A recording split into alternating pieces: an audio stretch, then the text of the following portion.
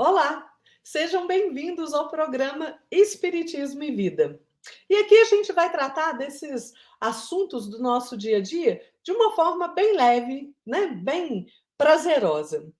E se você ainda não se inscreveu aqui no canal, se inscreva, deixe o seu like, compartilhe o vídeo, ative as notificações para você ficar por dentro de todas as novidades do canal. É importante que você, se você sentir, né, vontade, necessidade, compartilhe o vídeo com seus amigos, seus familiares, para que a mensagem espírita possa atingir um número maior de pessoas.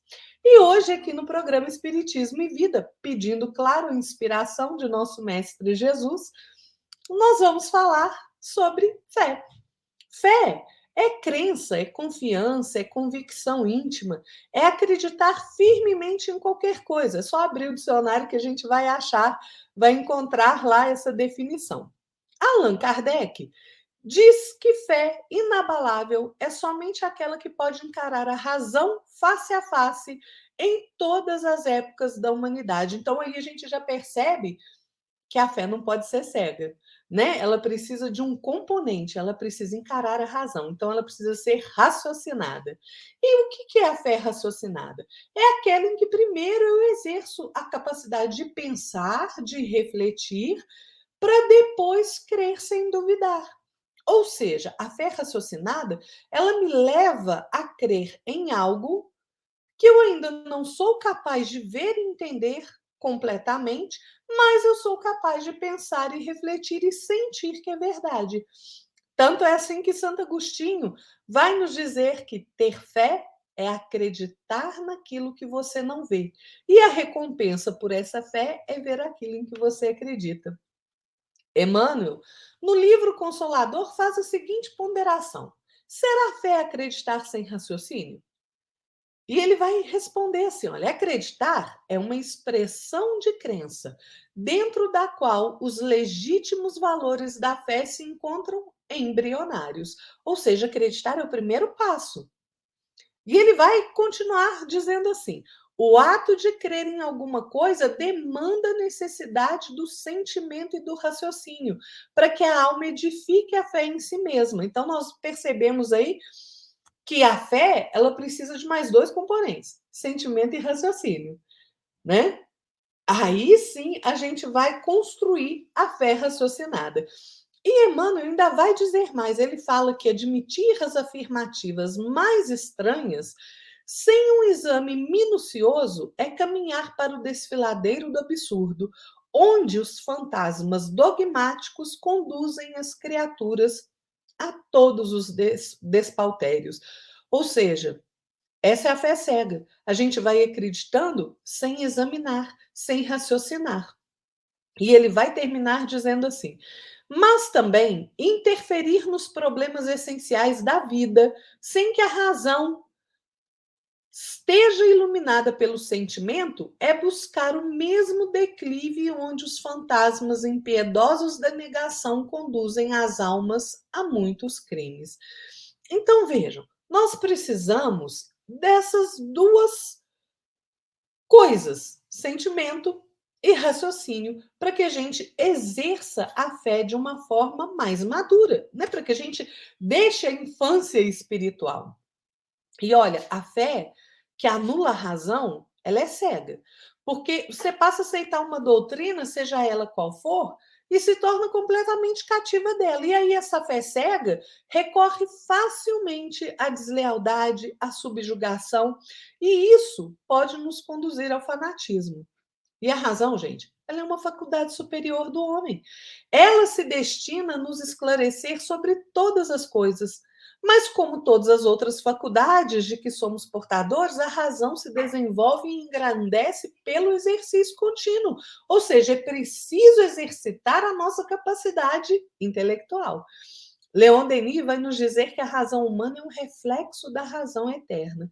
E Paulo vai nos dizer que a razão é Deus em nós. Então, nós não podemos nem substituir a razão pela fé, nem mesmo a fé pela razão, porque as duas são solidárias e inseparáveis, né?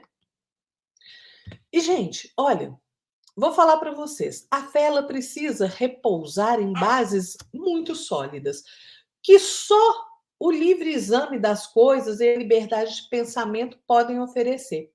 Porque em vez de dogmas e mistérios, a fé vai reconhecer, assim, só os princípios decorrentes da observação direta, do estudo das leis naturais. E esse é o caráter da fé espírita. Porque a filosofia dos espíritos, ela oferece uma fé racional. E por ser racional, ela é o conhecimento do mundo invisível, né? Essa confiança numa lei superior de justiça, de progresso, fazem com que essa fé tenha um caráter de calma e segurança. E nós não podemos, gente, de modo infantil, definir Deus pelo que nós somos, né? Atribuir a Deus uma característica antropomórfica, ou seja, imaginar a divindade com as mesmas feições físicas e os mesmos sentimentos e paixões humanas. Porque senão a gente tem que começar a fazer algumas perguntas assim: olha, como é que eu vou depositar uma esperança num Deus que tem sentimento tão semelhante ao do próprio homem terreno, que está sempre mergulhado ali nas suas fraquezas e nas suas imperfeições? Como é que eu posso pedir a um Deus luz, esclarecimento, se ele é retratado cheio de mistérios, cheio de dogmas, né? São os mistérios insondáveis de Deus. Que não é um Deus que proíbe o livre exame das coisas, a liberdade de consciência. Como é que eu vou confiar em alguém que exige uma obediência absoluta, passiva, né? Que para chegar ao fim você faz qualquer coisa, faz até guerra em nome dele. Pois é, a gente não pode ter essa visão infantil mais. Porque isso, como Chico Xavier falava, é um suicídio moral. E não é no suicídio moral que nós vamos encontrar a fé pura que se eleva para o Pai, cheia de confiança. Quem disse isso foi Chico Xavier. Então, o nosso dever, enquanto criaturas, é reconhecer o Criador nas suas obras, reconhecer o seu amor infinito, a sua misericórdia infinita, que se estende no universo inteiro, né? E amarmos esse Deus, porque é desse amor que nós temos pelo Pai, esse amor sagrado, que vai nascer em cada um de nós o afeto que nós vamos dedicar, o amor que nós vamos dedicar à humanidade inteira, a todos os nossos irmãos, ao nosso próximo. Então, nós precisamos compreender que é do reconhecimento, da gratidão ao Criador, né, do amor que nós temos por Ele, do amor que nós temos ao nosso próximo, né, é dessa sagrada relação com o Pai que nasce a fé removedora de montanhas que Jesus falava. Né? Tá lá em Mateus 17, 20. Porque a fé que vocês têm é pequena. Eu asseguro que se vocês tiverem fé do tamanho de um grão de mostarda, poderão dizer a este monte: vá daqui para lá e ele irá. Nada será impossível para vocês. É essa fé, gente, que se encontra na prática diária do Evangelho de Jesus, que vai nos levar à extinção do egoísmo, do orgulho, da vaidade, das trevas que ainda habitam em nós. E a fé tem uma particularidade: ela não pode estagnar em circunstância nenhuma da vida, porque a fé trabalha sempre. A fé intensifica a amplitude da nossa iluminação. Tiago diz que, está lá em Tiago 2,26, assim como o corpo sem espírito é morto, assim também a fé sem obras é morta.